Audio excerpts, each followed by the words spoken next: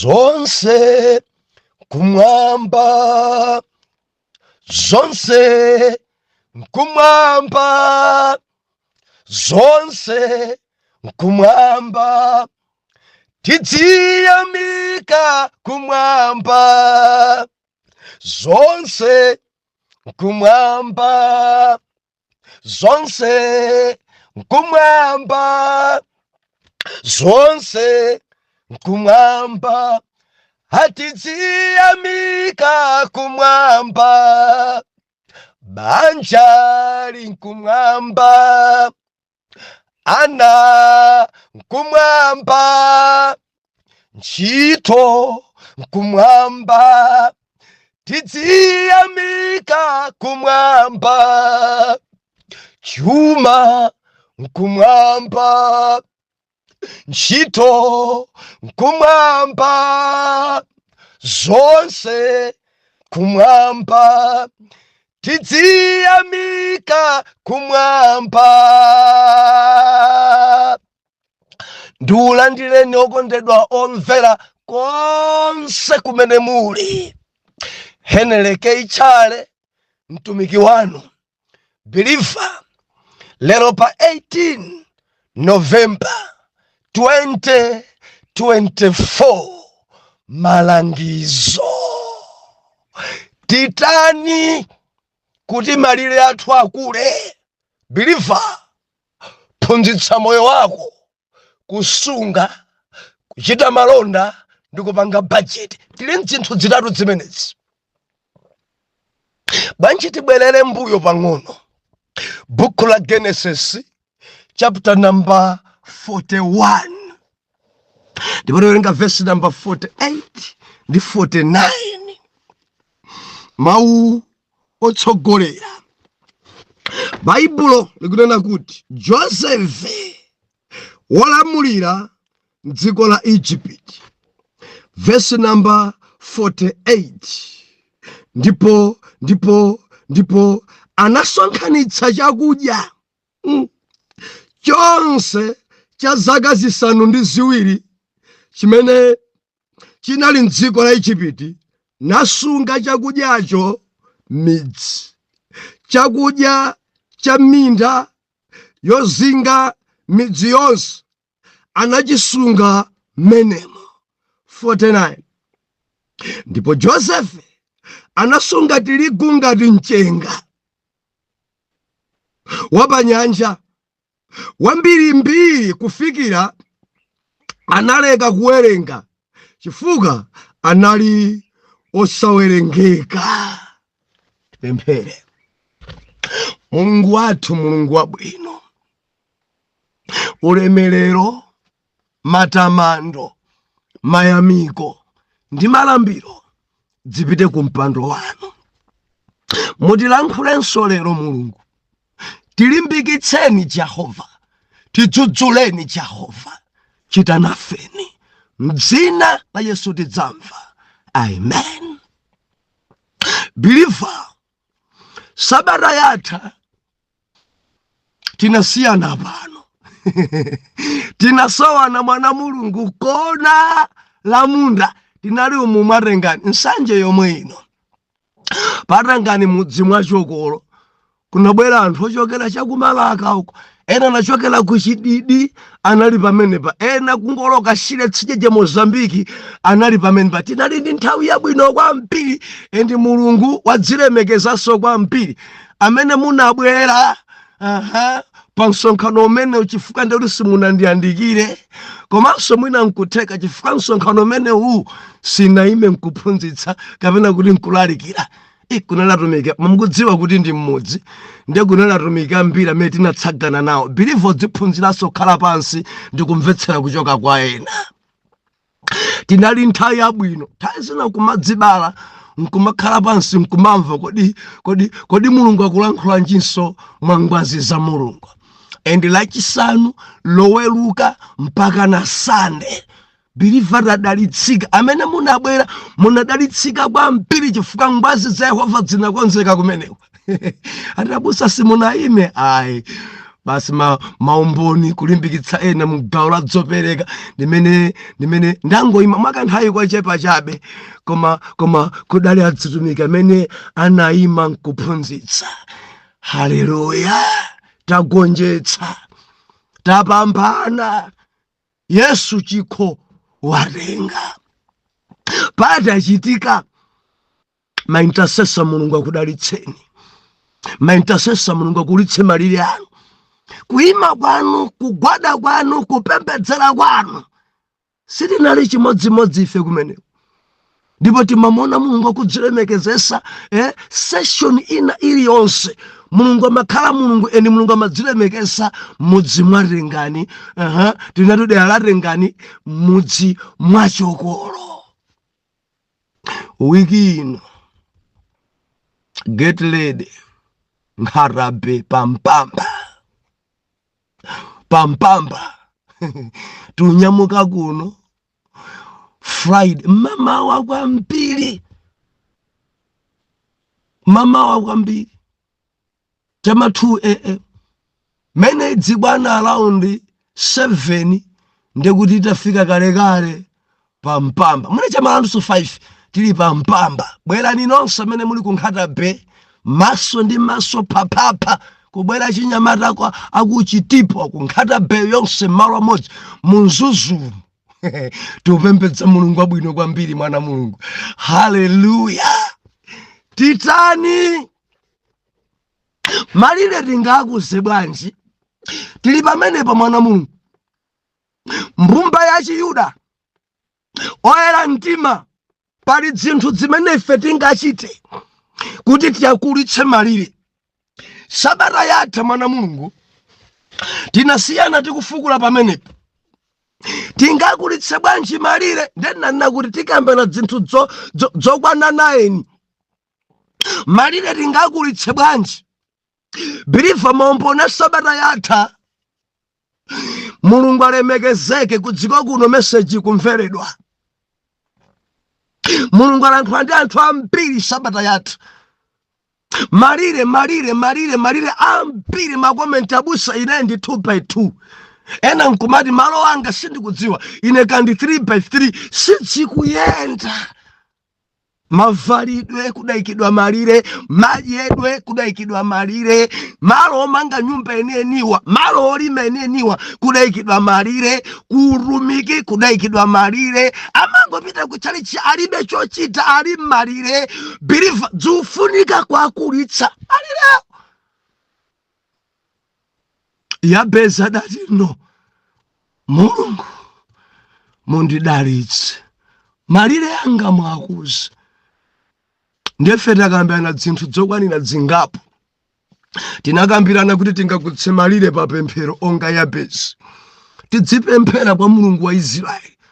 Takambirananso tingakulitse malire pakupereka zopereka mitundu yonse, chaulele, zowinda, zamasika, tidzipereka zimenezo. Kandi sidi kupereka zazikhumi zathu kupereka. Tikamati tikusonkherana kati ugula simenti kumasonkhanawo zama transport tikupita kwakuti kumasonkhana zimenezo zimakulitsa malire.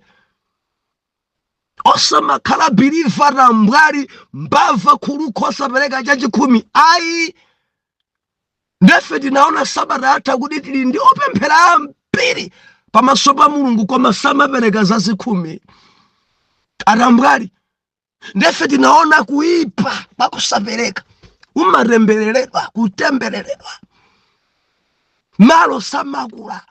Chachikhumi ndi mpanda wako, chachikhumi umakhala kuti ukusirika zinthu zako kuti zisonongeke. Biliva kuli zolusa zokudyera zinthu zimene wazipeza kale. Zinthu zimene uli nazo kale zimabwera zolusa kudzadya zimenezo. Now ukapereka chachikhumi umatetezera zimene uli nazo kale. Zufunika kutetezeredwa. Biliva usanditsutse maso ako waona munthu amene dali ndi zinthu koma panopa alibe.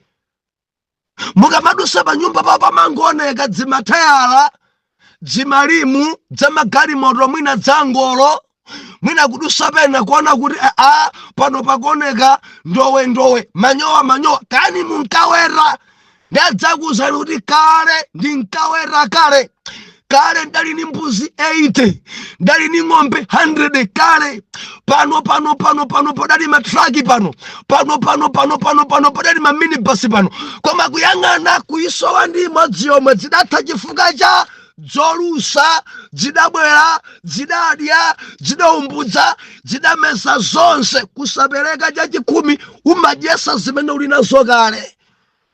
Biliva, phunzitsa moyo wako kupatsa, uphunzitse moyo wako kupereka kuti udzikulitsa malire ako ndi cholinga chakuti zimene uli nazo zisadyedwe. Haleluya. Udzipereka cha 10. Ndeti nanena Sabata kuti ndi ndulu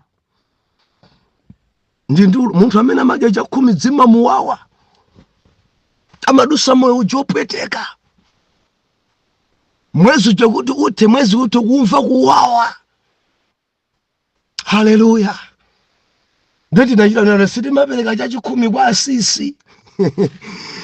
Haleluya. Ndi musadanda ule fertilizer basi ndagula fertilizer kwa madala ndagula fertilizer kwa blaza cha 10 changa amene ajamu athandize mudzazi fundo zanu cha 10 chipite kwa Alevi mujipitise kwa ana Mulungu.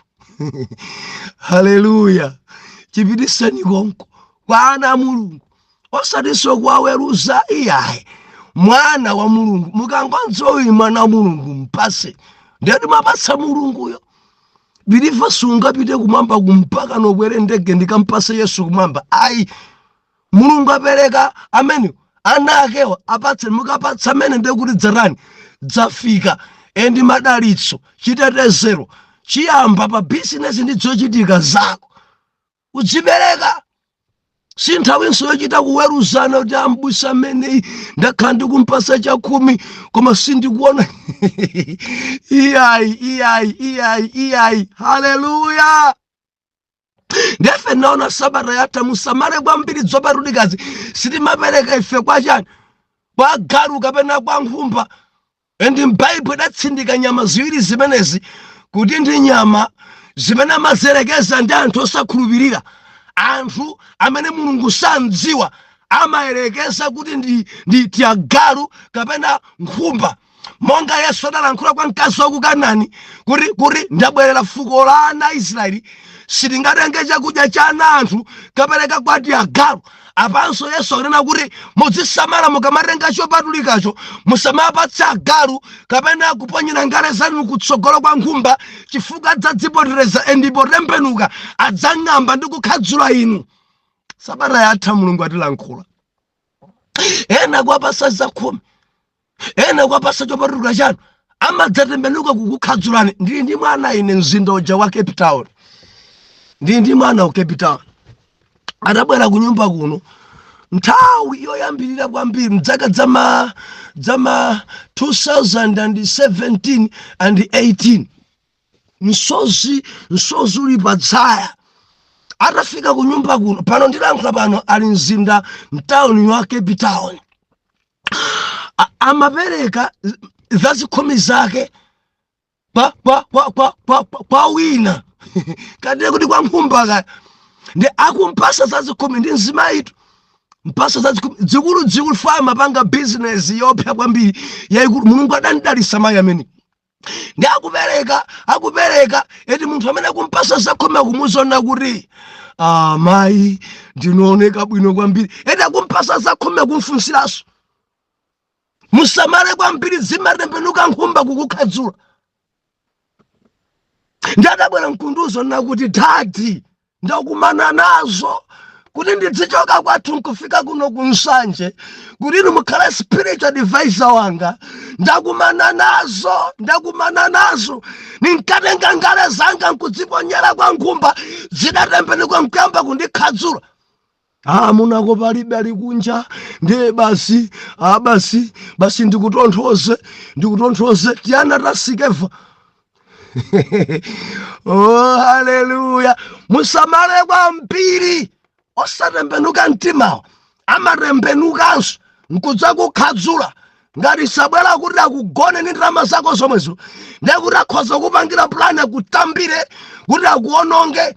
Akakhala abale wamadzalimbirana nyumba ndi malo ndi magalimoto funso nkumati dzimene dzibwanji kumba dzimachita choncho, kumba dzimatembenuka nkufunanso kukukhadzula, dzimatembenuka nkuyambanso kuwa kenako nkumakuthamangisa nkumakuluma. Zopatulika mudzipereke kwa ana yawe. Sabata yatha Mulungu wanena. Omvera ndeti takambirana dzingapo pemphero, kupereka, kulingalira mosama, kugwira ntchito. Ndeti nanena kuti ulesi ayi uthebwe mudzigwira ntchito osamangokhala dwashe ajamene mumaona ukasala mpira jamakhala kugwira ntchito kuti kumwezi ukamatha zimakhala zawo zikulowa kusowera mpira tsiku limodzi ndi malawa nsambiri mbiri. Awa ndale amene amatiti ukapita kumisonkhano ndi apresidenti wawo liyo zimakhala zawo zikulowa malawansi akugwira ntchito. Ndiye iweyo usamajombe kunsonga I mean kumunda kwako usamajombe kodzala bwanja ndi anduna kubwera anduna jamakhala malawansi wakulowa kubwera ndi asilikali apolisi zonse. Iweyo ukamajomba kumunda fori ndikupita kunsonkhano wa anduna tamvera moyo wako malire yako sakula. Pita kumunda kaye kagwire ntchito kaye chamafala kono kopita kunsonkhano kawapesa pita phindu paiwe palibe yambo ogwira ntchito kuti malire yako akule. Haleluya. Zimakhala zokhudza kwambiri, zimakhala zokhudza. Ungamalowe mu stadium elikoloko bwanja lero bambo ndi dabe bwanja ndi Bulesi ndi Wanderers dabe lero mulilongwe mu Blantyre muno ukalowa pa gate elikoloko nthawi yonse pa dzuwa thukuta mpira wayamba filikoloko sungayambe kuthamanga kachichilika ukalowe mmene mwacha mahafu free. Ambuye akulankhuleni arambwali lonse ambuye akulankhuleni.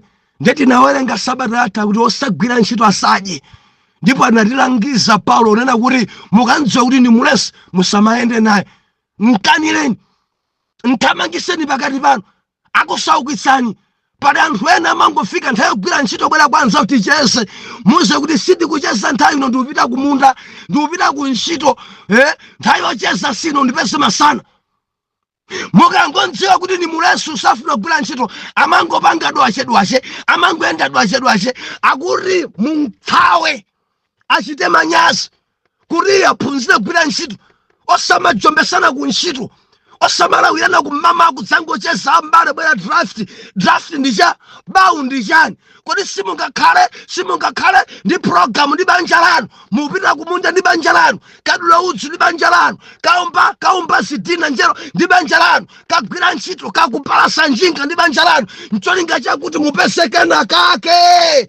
Tambwali aliyense pilifara mvera asakhale nzako yakubwezeresa mbuyo kwa mpiri tambwali usayanjana naye. Haleluya. Lero tikunena kuti cha namba that is 9 lero tikuona cha namba 6 5 6 ndi 7 bwa. Haleluya. Lero tikuona kusunga, kuchita malonda ndi kupanga budget. Passage tawerengayi Joseph Muyuda atafika mdziko la Egypt bwana tibwerere mbuye pamene adalota maloto Farao. Ndi maloto amene adalota wadanena kuti zaka 7 kukhala chakudya cha mpiri and after zaka 7 kudzakhalanso njala yoopsa. Ne pomasulira maloto Joseph bwana Farao akufunsa dziko la Egypt kodi alipo pakati pathu anzeru ngati uyu onsaja dati mkulu uyuyu ali ndi nzeru zoopsa alipo wina amene anganditsutse kuti ndimpase ntchito. Dziko lonse lidavomeza kuti no amene ndithu mpase ntchito. Ndi Farao adalengeza kuti kuyambira tsopano urenge ulamuliro pa anthu anga, pa mpando panga pokha ndikhalapo ndekha, koma chilichonse chimene ndikadapanga ine upange ndiwe. Tifunika kuti tisunge chakudya m'dziko muno. Amene angathe kusunga ndi amene amasulira maloto. Bible nakuti Joseph adayamba kusunga chakudya m'dziko la Igupto kukonzekera kuti kutsogoloku kudzakhala njala. Adayamba kusunga believer. Joseph adasunga tirigu wambirimbiri osatha kumwerenga onga mchenga. Joseph adasunga. Mukuwerenga Bible yanu, njala itabwera ku dziko, Joseph adayamba kugulitsa chimangacho chifukwa chidali chambirimbiri chosatheka kuwerengeka. Mayiko ena anjala adayamba kugulitsa kuchita malonda. Endi pamene iye ankagulitsa sadali kugulitsa zonse, ayi adali ndi budget. Tigulitse ichi nchoti tidye m'dziko muno. Mayiko ena amene asafala tiyapasa ichi. Mukuiona budget yo? Tikamafuna kuti malo athu akule, mwana Mulungu tiphunzitse moyo wathu kusunga. Mudziwa kudziko kuno anthu sadziwa kusunga. Kudziko kuno anthu akangolandira ndalama zonse amadyera. Kudziko kuno anthu akangopasidwa ndalama saphunzitsa moyo wawo kusunga, zonse kudyerano. Ndilize kwerere, ngati suphunzira kusunga, malire ako sakula. Ndipabwerese bwa, ngati suphunzitsa moyo wako kusunga, ukangogwira ndalama umadya zonse onga tomato, zabwereranji, zapezekeranji, teni kumangodya, ayi, uphunzitse moyo wako kusunga. Believer, Muyuda amadziwika ndi kusunga. Muyuda amasunga ndalama zake. Ndi masungire wali moderate mvera. Timakhoza kusunga kuzika ku bank, timakhoza kusunga pogula zoweta, timakhoza kusunga pogula mbewu, kuti nthawi yacheka kona kudzadzigulitsa mbewu. Tikamakolola kumene zimachipa, guliratu chimanga chako nthawi suda thiraki tereki bwinobwino, gula kama rumba ako 100 tayika pena pake, sunga pamenepo. Ikangofika nthawi yoti njala yalimba umadzatsegula nkudzapanga. Mukuthakuona kuti zinthu zitatu zili pamodzi. Umadzamba kutsegula nkumapanga malonda, endi moyo wako sukhala chimodzimodzi, umapitabe chitsogolo. Endi malire ako amakula sakhalabe 2x2. Believer uzisunga. Kusunga kwina timasunga pagula zoweta. Muyuda amadziwika ndi kuweta. Gulako nkhuku. Ena manena kuti kusunga zimafunika mamiliyoni ambiri. Ukamakhala mamiliyoni ochuluka namene udzambe kusunga. Believer ayi. Chinsinsi tamvera ichi. Ndikufuna umve chimenechi, uyende mu chimenechi. Ukakhalanso tambwalo osachita mawu a Mulungu, ndiye kuti moyo wako kuti utukuke zikuvuta kwambiri kuti malire ako akule. Umapereka chachikumi, yankho ndi yes. Ndikamba ndinu zidzukulu za Yuda, phunzitsani moyo wanu kusunga. Ndalama imene mumapereka chakumi muzisunganso amount yomweyo. Mwachitsanzo umalandira 100,000 mwezi ukatha, chakumi chako ndi 10,000. Ukamachosa 10,000 chachikumi, uchasonso 10,000 yosunga. Budget yako idzipangira pa 80. Mundimva? Ndalama imene umapereka chakumi uzisunganso same amount ngati yomweyo. Chakumi chako ndi 20,000. Phunzitsa moyo wako kumasunga pamwedzi padzanso 20,000. Ndiye ndalama imene mwina kuisunga nyumba mwako sitheka 10,000. Ndiye kuti 10 yo igule nkhuku.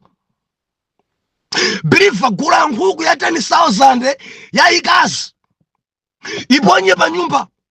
Makamaka abale anga amene muli ku dziko lino la Malawi, mwina nkubati ndalama ndi mapesa mochepa, ndikuti 10,000 timayamba kusunga. Chakumi chako ndi bwa, ukapereka 10, tengaso 10 usunge. Ngati chakumi chako ni 50,000, ukamapereka 50, utengaso 50 usunge. Ndiye timasunga pogula dzinthu. ino mene ndalama njoja palesenga 10,000 mugula nkhuku yaika imapezeka 10,000 malaiku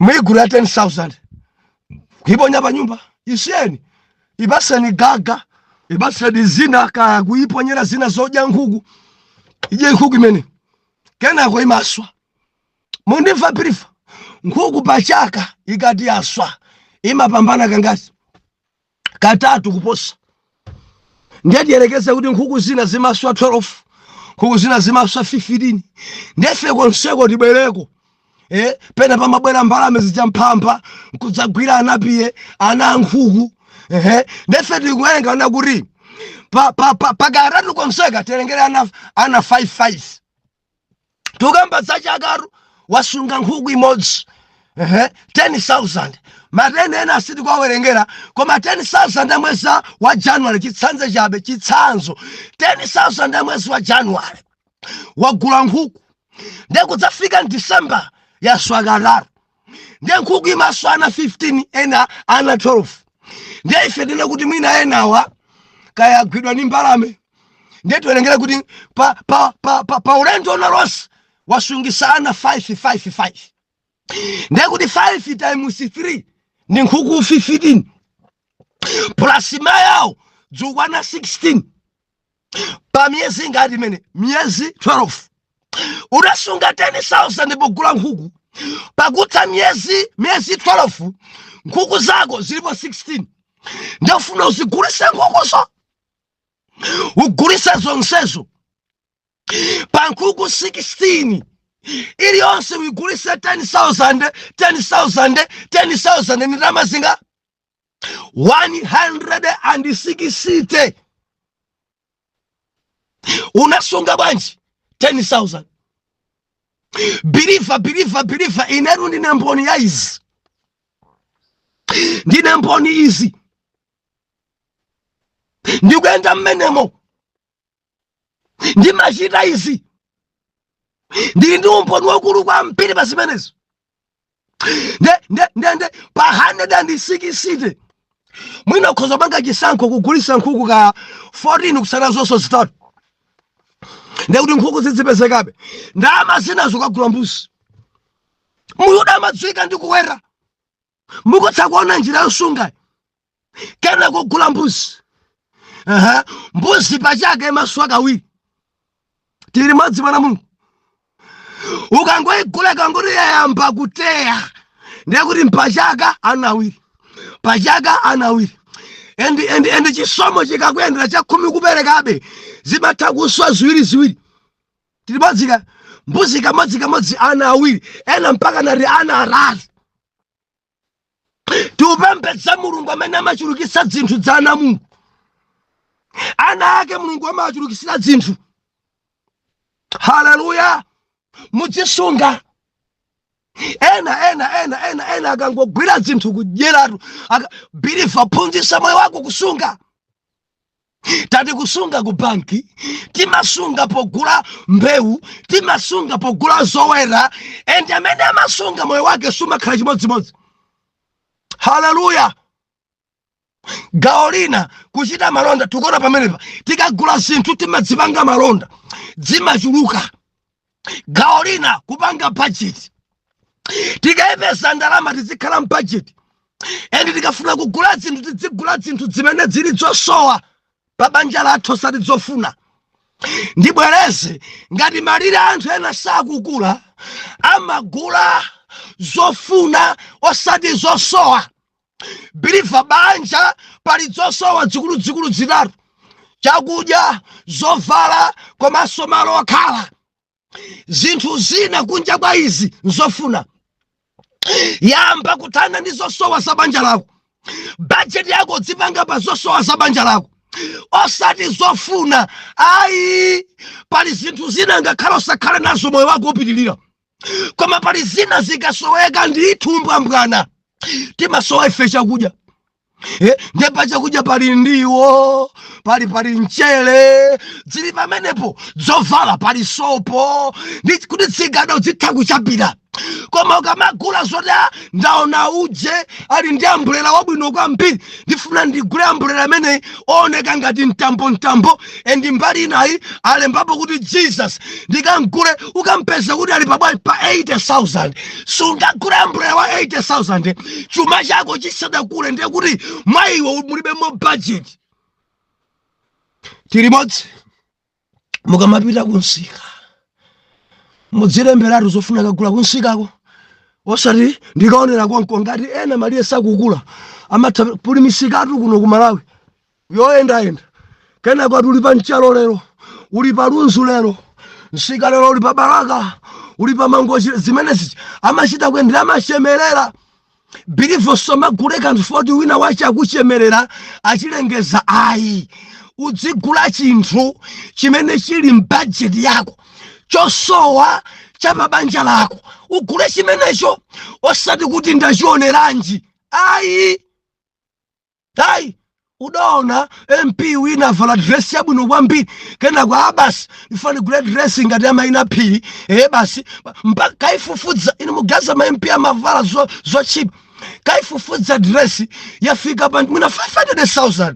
iwe kumeneko sudafikireko, koma kufuna kuti ufanane ndi madamu MP. Zimene zanthu ambiri zasaukitsa. Udzilemekeza sa budget, udzigula chosowa according ndi size ya chuma chako. Maliri yako sadakule kuti ungavala dress 500,000, gula omwe wa 2021. Maliri yako akadzakula udzafikiraso pa dress yotulayo. Ambiri ngati akusoko kumatsanzira ena libe budget. Mukamapita misika mashemerera, pano trouser la pano, jegere ndi trouser la 10,000. Ndikuyika so pamene pa t-shirt yaka pa 10,000 mweyo, ndikuyika so pamwepo paraparayo. Iwo kamayang'ana ti za chipa bweresani, wapitira kumeneko kunsikako. Azimayi angati amakagula zimene sadalembe pa pepala yawo, ndi angati akapita kunsika amene samalemba. Ndalama zili mthumba, koma chifukwa cha ochemerera adakagula zinthu zimene sakuzifuna. Kubona naso mmudzi anthu kudabwa izi bwanji zina kuziyang'ana kuzigwira m'manja mu inki. Ati ndagula chidzinzichi ndi mayala ake andichaja 15 yokha, manja monse mu inki za green. Nthawi zonse akangogwira akasambe m'manja. Bwanji ampangwano ochita malonda kunsika. Believer budget. Kani ukasowa budget umangogula chilichonse. Mthochi uyo zigumu, freezers wa bwemba, freezers wa malambe, uyo kumangogula banja lipaseni McDonald's, paseni iwe zonse udya bwanji. Chimanga chocha, chimanga ichoka singachi, chimanga chopika, uyu akongodya ali munse. Inu tamakhalani ndi budget. Zinthu idzidzi tikadzitsata Believer malire athu akula. Mukaphunzitsa moyo wanu kusunga malire anu akula. Mudzichita malonda osati nokha kumangogula. Pa nyumba pano paja manganiko ni mchere, takauda ni bonya, anthu adzakugulani. Palibe business amene mungachite pafupi ndi nyumba yanu. Inu amene muli kunja kwa dziko, tatengani nyemba za ku Malawi, tatengani usipa wa ku Malawi, akudziwa ina neba anu mumagulitsa za ku Malawi, mweni mpunga wa ku Malawi adzibwera kudzagula pamenepo. Moyo wanu sukhala chimodzimodzi, mudzichita malonda. Muyuda amadziwika ndi malonda, osanguti wekha kugula. Nthawi zonse mangogula, palibe wina amene amabwera kudzagula pa iwe. Malire ako angakule. Udzipanga nawo business, udzichita nawo malonda, udzigulitsa nawo kena kake. Mundimvaka? Tikamasunga Believer tidzichita so malonda, tikamasunga tidzipanga budget. I believe ndikulankhula kwa wina kunivomereza nzona dabusa. Chifukwa chosaphunzitsa moyo wanga kusunga, pano ena alibe kalikonse. Mukusunga chani ngati Muyuda? Mwini nkhuku, mbuzi bwa, ng'ombe muli nayo? Mumaweta chani? Kwa kaunti kwanu uli ndalama zingati? Mwagulako chani kuti nthaina yake chikadzadula mudzagulisa? Mwagula cha? Malire anu ndi 2 by 2. Koma pompaja mpaka na pano simumasunga, simuchita malonda, budget simulemekeza. Mumangogula chimene mwakumana nacho. Believe moyo wako asachuma sunga sinthe ngati uzingogula chimene maso ako aona. Nthawi yapano imathamanga mawa mundilondole. Atate tithandizeni kuti tikhale fosunga wochita malonda koma solemekeza budget m'dzina la Yesu. Oyera mtima tiyankhe kuti amen and amen.